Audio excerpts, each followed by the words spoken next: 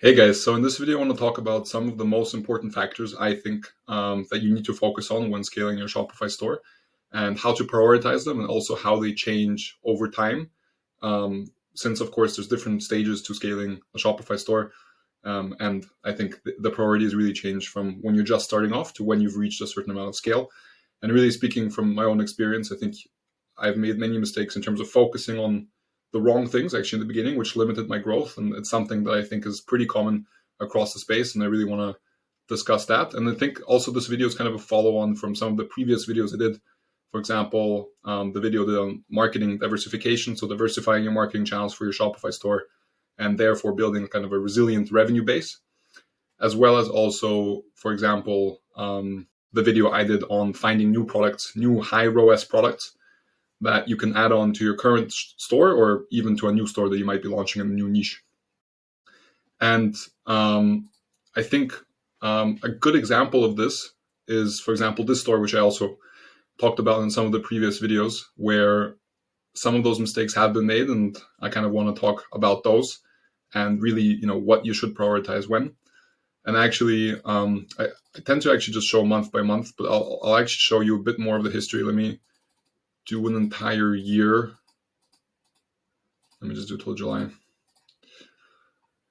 So you can see, first of all, this store is very seasonal, right? Definitely Q1 and Q2 are much lower than the summer and the winter months, and that's really also a topic for another video. And I talk a lot about how we've worked to kind of improve the seasonality and how to avoid the vulnerabilities we have in our marketing strategy and also in our funnel in terms of sourcing new products and adding it also to this niche. But really in this video, I want to take a step back and really put into perspective the most important things that you need to focus on to reach a scale like this, for example, and how you can optimize on those things. So let's jump straight in. All right, guys, so let's discuss those factors. And I think it'll all make sense once I kind of explain the bigger idea behind it. And I'll also tie it into this store and also other stores that I've been operating and kind of tell you how, why this makes sense. So as per usual, I have a very nice slide deck to show you. And I want to kind of take a step back and start really with the basics, right? I think where everyone's going to agree, there's a few basic things you need to get right to start making sales with your Shopify store, right? Or for that matter, actually any kind of D2C e-commerce brand. And that is, you need the right product, right? Goes without saying. You need to then have a great creative about this product, showing it to the right person that then gets converted on your website, right? So very simple. You have the right product with the right creative shown to the right person who then gets converted on a decent looking website, and you will have sales, right? So this is a bit of this kind of overall picture, which is also, I don't want this to sound like a little bit of like theoretical bullshit, but I think this sets the scenes to then get a bit more practical to what do we prioritize when? And I think this is the big question, right? Do you really focus on the website, right? And like spend a lot of time optimizing your product page and the conversion rate funnel there, right? Or do you really focus all your time on the creative, or do you initially focus on just finding the right product no matter what, right? And obviously the answer is you focus on all of them, but again, to what extent? Because time is limited, money is limited. Where do you focus your time, especially when you're starting, and how does this change when you scale up? So what I did is I really thought about this, and I wanted to actually map out on so just look on the left side of the slide where you see product market fit, right? And we'll do this for each of the four factors. On the x-axis, I mapped out the quality of the factor, right? So we're going from low to high, right? Meaning that obviously low means, for example, a store with low product market fit, and high means a store with a great product, essentially, right?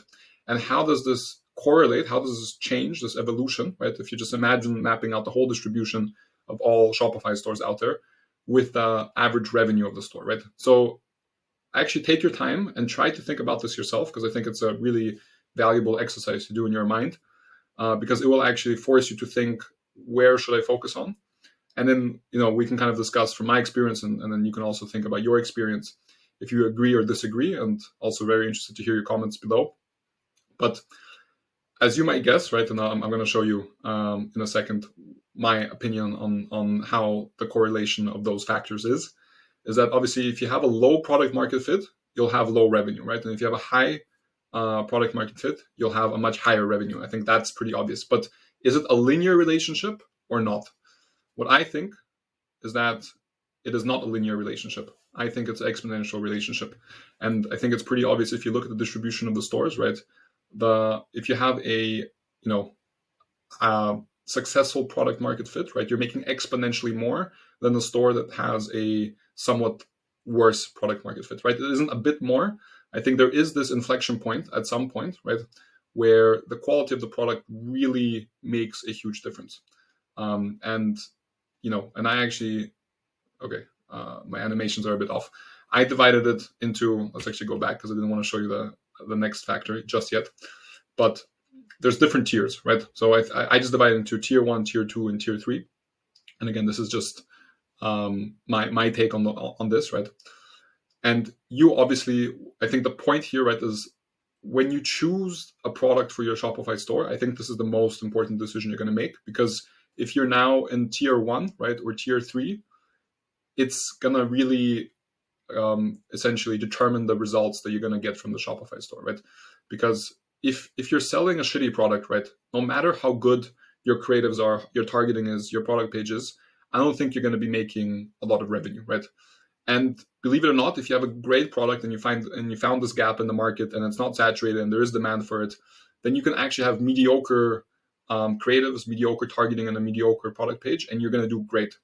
And I see this over and over again, right? And I think those graphs, right, we're kind of doing a ceteris paribus thing, right, which means we're trying to keep all the other factors constant, right? So how does the revenue correlate to the product market fit if we keep the creative quality, the targeting quality, and the product page quality the same, right? And my point is that it's an exponential relationship, so you should really try and focus on getting a high quality product versus a low quality product.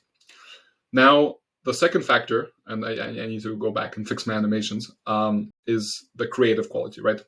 So also maybe take your time and try to map out now the quality of the creatives of your store. How does that then result with the revenue of the store if you keep all the other factors constant, right? So take your time. This is what I think this graph looks like, right? So let's just assume you're selling a product in tier 2, right? So it's an average product, right? You're kind of in there. You're making some revenue. There's a lot of competition. You didn't find some crazy gap, but you're in the game. If so even if you just take an image of that product, you're going to be making some revenue, right? And let's say it's a really mediocre image, right? You literally just pull out your iPhone, take an image, run a Facebook ad with it. You'll make some revenue. It's going to be very low, but it's not zero, right? That's why I think this line actually starts with, at already a revenue figure, right? Which, by the way, with the product market fit, it's actually the other way around, right? I think that there's a lot of products that literally you're just going to make zero revenue if it's complete dog shit, right? It just doesn't matter what you're going to do. There's going to be zero revenue. You just need to hit some sort of product market fit to start making any revenue, right? That's why, again, it's so important. But once you have, again, let's just assume we're somewhere in the middle here. The line for the creative quality, I think, looks like this, right? So a pretty poor creative, you're making some revenue, but very low. Then you kind of go into this middle section. Middle section, I think, is where most stores are. And again, I think there's like the saying, right?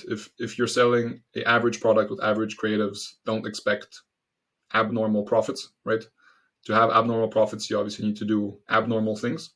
I think most people are in this kind of average creative space, right? What I call tier 2.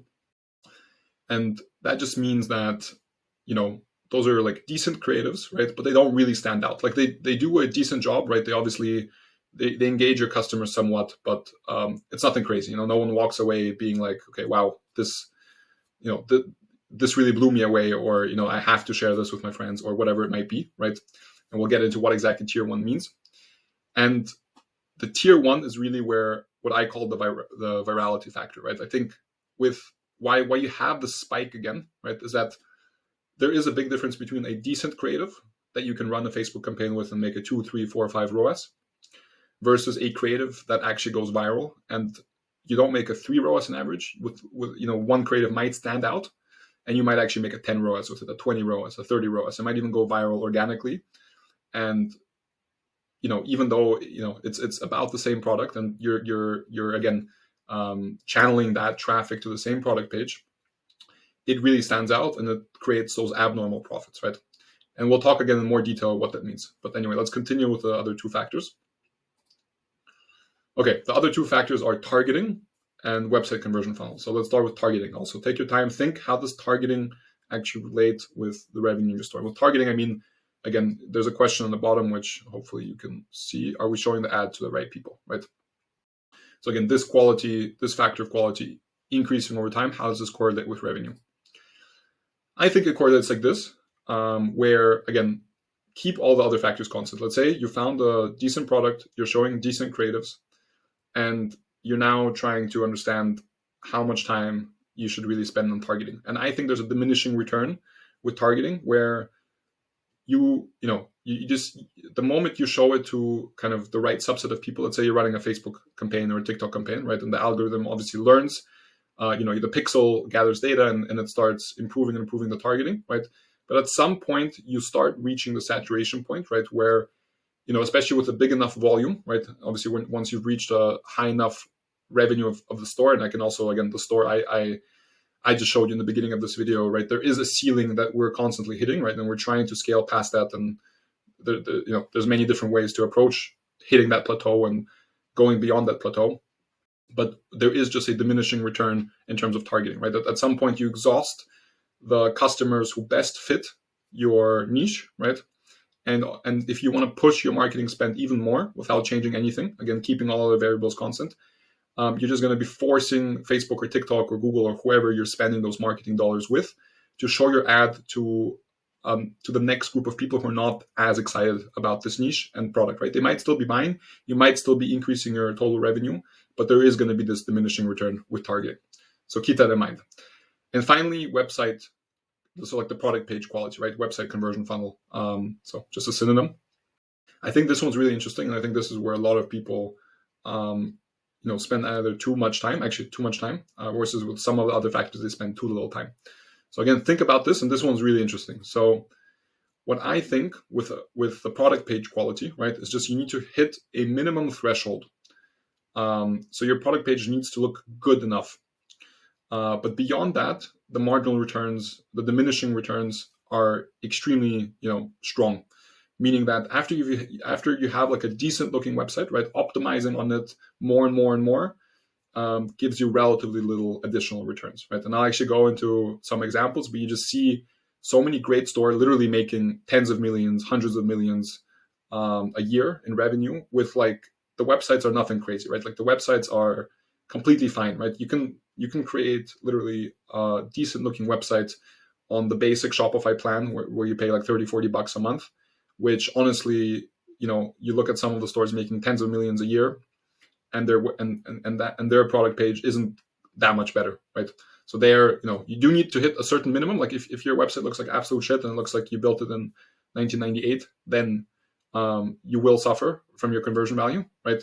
But after this inflection point that I call threshold of marginal return, I think you really shouldn't be spending too much time on the product page, but really spend on the creatives, the product market fit, and the targeting. Okay, let's talk about each one in a bit more detail, because I do want to really kind of explain my thoughts here. So again, going through each four of those factors and now actually being concrete, right, on where you should spend time. So as I already mentioned, I think the most important factor is the product market fit. So let's say, and this applies to two different kind of instances, right? Let's say you already have a Shopify store in a certain niche, like for example, the store I showed you, and you're thinking, okay, which new product do I add to this niche, right? And this really links well with my other video where I talked about actually how you go through the entire process of sourcing new products. Like I literally have this massive Excel where I go through all the different criteria I look at, literally, I mean, almost like 50 different criteria that I look at when evaluating a new product, right? And all the way to actually running those tests with my timeline on Asana, where I literally tick off a massive checklist to just run those tests, and then I run many simultaneous tests, right? And what I see is that when I run a test with a new product, right, either again for an existing store or for a new store, when I'm starting completely from scratch, the product lands roughly, right? And again, there's different, this is just my take on how to divide the line, right? Obviously, there's no like right answer here. You can divide it in different tiers, but I think the point is the product ends up being in one of those 4 tiers, right? Either you run a test with a new product and has a 0 ROAS, and I don't know, yeah, you actually have great creatives. Let's say you have great targeting, you have a great product page, and it still gives you 0 ROAS, right? And what that means is that you just have no product market fit. The product you chose is just a shitty product, right? And you need to try again. And that's why, again, in my product sourcing video, I talk about testing batches. You test 20 products at a time to then map out the distribution across the different products. Because if you test 2 or 3, you might just be unlucky and you're just landing in tier 4 or 3, and you think, and that's the thing. In the beginning, it's so tricky, right? Because I mean, like, everyone has made this mistake. You might test a product, you might even test 2, 3, 4, 5 products.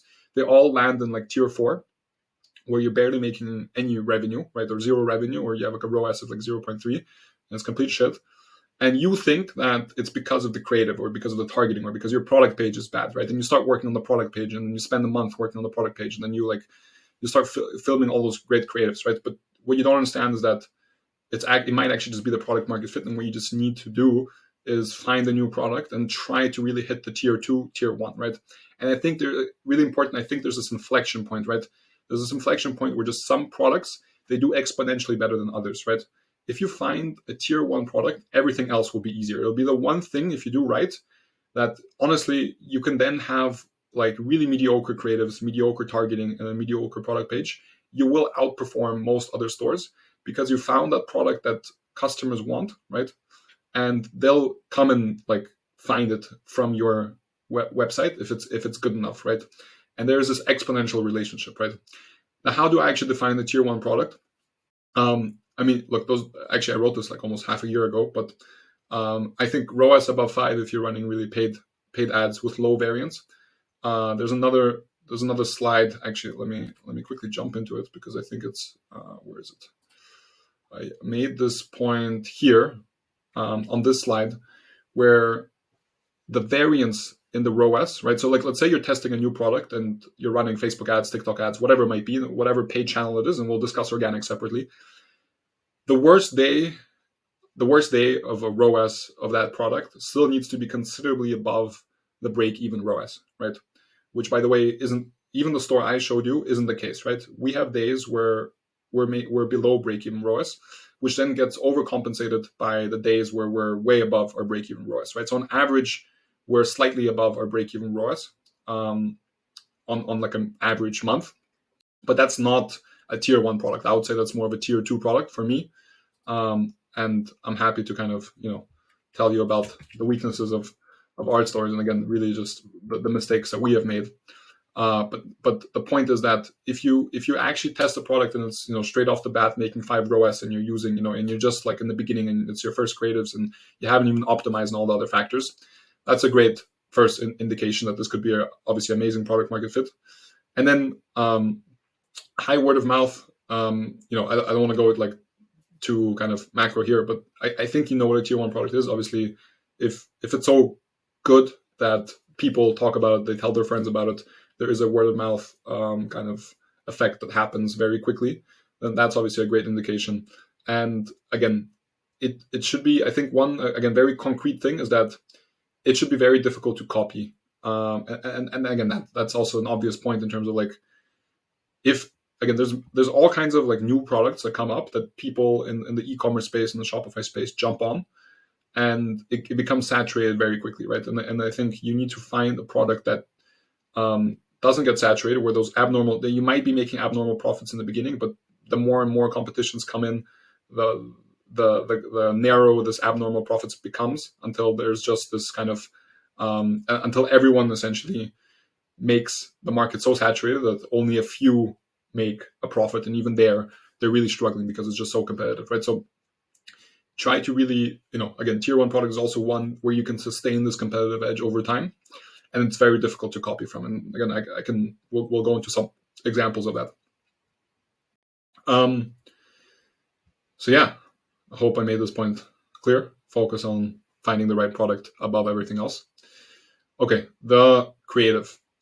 With the creative, right, the great thing here is testing new products is difficult, right? Again, you can actually test you can become efficient at testing a lot of products. It is very operationally kind of heavy. What's less operationally heavy, although still tricky, but easier in any case, is testing a bunch of creatives. Like, you have a lot of at bats to test a bunch of creatives, right? You can be pumping out creative after creative after creative, and you're going to be in this middle section, right? But you should keep on, trying until you have this one outlier creative that goes viral, right? And I even put this in bold here: one viral video equals 1,000 standard videos, right? And it's kind of true, right? It's very difficult to do, and obviously, if people would be able to just create viral videos just like that, everyone would do it. And the point is, it's not easy. You need to try a lot of times, but the great thing is you can try a lot of times, right? Where if you already found a product that with an average creative in tier 2 is making some revenue, right? You're in the game, you're already optimizing, you're gathering new customers, you're profitable, right? Then the name of the game is, okay, how can I try different angles, really just try different ways of creating new creatives where I start going towards this tier 1, right? And this tier 1, again, has a very aggressive spike, right? Where even there, right, just like the virality can be so different from each other, right? And anyway, and that's also the point where I think enough people don't focus on really creating creatives for tier 1. They're kind of stuck with just like, okay, this is also a discussion of quality versus quantity. They're like, okay, let me just create 10 new creatives a week, but have this like really systemized approach where they're all kind of similar with each other, right? They're not, they're different, but they're not, they always use the same process, and like they don't really think outside of the box how to make it different, completely different. And they always land into tier 1 versus trying to really focus on creating that one creative, which completely kills it and really takes your store into the next level. Okay, targeting. Marginal returns in terms of targeting, right? Where I think that you exhaust each channel again at a certain point of marketing spend, right? Like I talked, for example, with marketing ads, Facebook ads for marketing, that you essentially at a certain budget, you force Facebook and the algorithm to then start showing your ad to less and less relevant people, right? And you have those diminishing returns. And we actually see this a lot with our with the way we run our budget on many channels, is that if we scale down because we're trying to be more profitable, our ROAS actually goes up, because again, we're just competing for the people that the pixel, right, that obviously gathers data, knows our target customer better and better and better, right? And that's a good thing that all those big platforms, they do this work for you, right? They know your perfect customer better than you will ever, because they gather all this data on them, right? That you can't even fathom everything they know about your customers, right? Because obviously the amount of data that TikTok and Facebook gathers on your kind of on everything you do essentially, right, on their platforms is obviously mind-boggling, and they take that into account when obviously showing your ad to the next group of people. And I think here, therefore, it's also tying back to this marketing diversification slide that I had on my marketing video. It's important to keep exploring and diversifying new marketing channels, right? So run Facebook ads, run TikTok ads, run Google ads, run, be on Pinterest, be on Snapchat, right? Try to do as many things as possible and see where you can get the most underpriced attention, right? And therefore you can kind of overlay this diminishing returns, where it doesn't affect you as much if you're diversified across, the more channels you're diversified across, right? And the more different things you're testing, the less those diminishing returns are going to essentially hit your store. And finally, we have the website conversion funnel. And I think, honestly, this is something that this was a huge kind of aha moment for me at some point, right? Because actually with one of my first stores, I went completely crazy with like creating the most beautiful homepage, product page, right? Like I spent hours like creating this like video, which I put on the homepage. And the point is, that store, now I know, didn't have great product market fit, right? It was in I think it was like a tier 4 or 3 product, right? And it was barely making revenue. And I was just optimizing on the product page, and it wasn't making a huge difference, right? And that's because I was way beyond this like threshold of marginal return. Like I was optimizing at the end of this curve, which just really wasn't efficient, right? And what I can just tell you, and actually let's actually just like Google biggest Shopify stores or something. And I don't know, let's like open up this website. Let's open up after ship, I guess. Let's open up this website and I'll just like literally, let's open up a few random, okay, Gymshark, Bulletproof, we can try Bulletproof. I don't know, whatever. I'm just opening up some random websites. But this is a good example of, you'll see what I mean. So, okay. So first of all, I don't even know this website, but anyway, top 100 most successful Shopify stores. So by definition, those stores are making at least, I mean, I think at the very least tens of millions a year, right? If not hundreds of millions, because if they're, I mean, Gymshark I know is like already like $1 billion company. The other ones I don't recognize, but anyway, they're all massive stores, right? So on that spectrum again, in terms of the factors, right, the revenue here, right, or the scale is extremely high, right? So let's just check out their product pages, right? Let's just go to some product page. It's a color pop. Never heard of this. Okay, so yeah, look, this product page is extremely simple, right? They have some nice images, I mean, which again is nothing special, and that's it. This is their entire description. I mean, I think this actually makes the point extremely clear. Like, this store is making tens of millions a year at the very minimum, and that's the product page they have, right? They've reached that marginal return. They've reached this marginal return here, and they don't need, I'm sure, if they're big enough, they have even like a conversion rate optimization agency or a team, right, optimizing on the curve, but they're optimizing very, very small things here, right? Which again, if you're making tens of millions a year, right, a 0.1% improvement on your conversion rate, might be worth it because you're making a couple 100K more, right?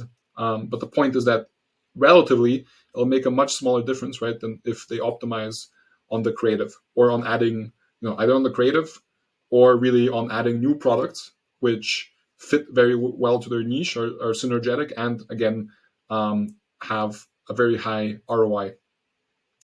So Bulletproof, I mean, we can check Bulletproof, just deals. Okay, so this actually looks, so again, very basic in terms of images, in terms of and text. This is actually already a much nicer product. I mean, nothing crazy. So customer favorites, again, this is like a, very like normal Shopify thing to include like recommended products. No reviews. Okay, which is a bit weird. This looks like a bit of so just this section looks like someone actually created this using, for example, a additional app and actually put in some time. But I think beyond that, again, huge brand, nothing special in terms of product page. Let's check out Fangamer. What is this? Okay, wow. So really basic product page. And again, hopefully the point is clear. It doesn't need to be anything fancy for you to reach that sort of scale. So again, tying this back to our store, right? I think what you should really focus on, right, and hopefully this was valuable, is you should really focus on finding the best product, and again, making sure that you test enough products so that you understand the distribution across, just the return on investment spectrum, which you can gather very quickly. And again, check out my other video for that if you're interested in this topic. Really try to get those outlier creatives then, right? With targeting, it's more, again, of diversifying different channels and being able to not hit those diminishing returns, always like being able to find a fresh pool of customers that might be interested in your niche, right? And there you just need to find, fresh kind of channels to kind of find new people, right? And again, people on TikTok might not be the same people on Facebook pages or whatever. So, just again, there's always a big overlap, but then you can still find new sub pools within those different channels. And finally, with the product page, trust me, you need a decent enough product page. But beyond that, really don't focus on it too much. And that's personally a mistake I made. And we have even made with this store as well. So hopefully this was helpful. Let me know what you guys think. Hey, before you bounce, consider subscribing to our channel, but only if you've actually enjoyed the video and found at least a few valuable things for your Shopify store. Also, check out our free Shopify app, Trackidex. We have a link in the description below. We're developing new features literally every day, and we're also excited to actually hear your feedback on some of the next features we should develop. Thank you, and I'll see you in the next video.